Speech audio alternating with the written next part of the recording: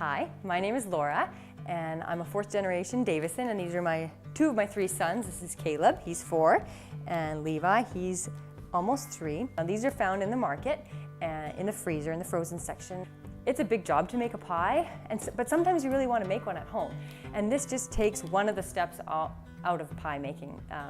You don't have to make your own pie dough at home. That saves you about an hour, and you can still say that you've made your pie from scratch. So this is something I use all the time. I use it for sweet pies and I use it for savory pies both. It isn't a sweet pastry, so it works in both of those scenarios. Also works really well for a quiche. This you want to keep it into your freezer and keep it frozen. It can last even 2 to 4 months in your freezer. I've probably even kept it longer than that, and I haven't had any problems with it. When you're ready to use it, ideally you want to thaw it overnight in your fridge. I'm going to start with a clean and dry countertop, and then if you have kids, this is the best part, because now you're going to get dirty. Your hands are going to get dirty, your rolling pin's going to get dirty, you're going to get dirty, and that's just part of the fun. So, Levi, can I get you to put some flour onto the counter for Mommy? Good job, perfect. Caleb, can you rub it around for me? Good show. So we want to get enough on there that the counter is no longer sticky, and you're going to put it on your hands, and then you're also going to put it on your rolling pin.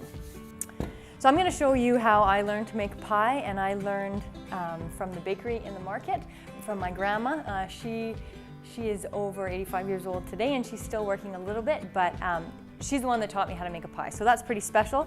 So pie has a special place in my heart. So the first thing you're going to do is start with the dough, working with your hands, and we're going to make it into a small, flatter circle. And we're going to put it onto our flour and just put it back and forth a few times. Then, using the palm of your hand, you're going to squish it out a little bit more to make it just a little more flat. If you get it into a circular shape off the get-go, you're miles ahead. After that, we'll get our floured rolling pin ready, and we're going to roll out the dough.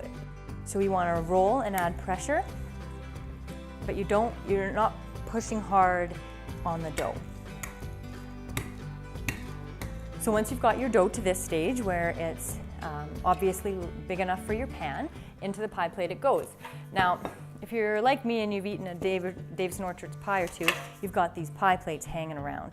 So this is the perfect occasion to use them.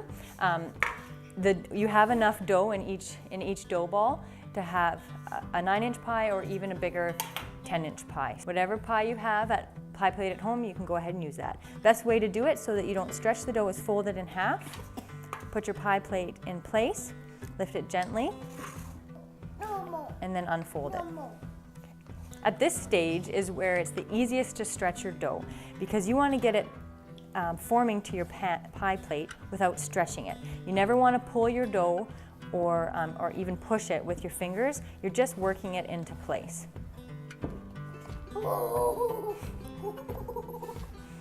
Once it's in like that, then I like to run my finger just around the inside so that it gets into all the corners of the pan. At this point, we're going to make a pie bottom, so I'm going to cut off the extras.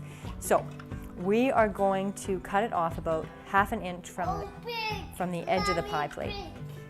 You can do that with a knife, and I actually measure it with my fingers underneath, and I'm cutting right along there by feel.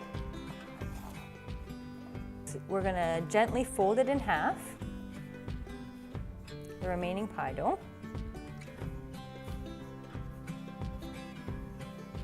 And then at this point, you can see the pie dough is you can't see the pie plate at all underneath, which is what we're going for. The dough will shrink a little bit in the oven, so you want it to be overhanging just a tad. At this point, you can flute it with a fork.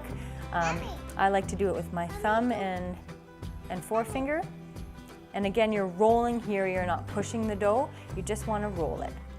Anytime you stretch the dough, you know it's going to shrink back. And there you've got your own pie bottom.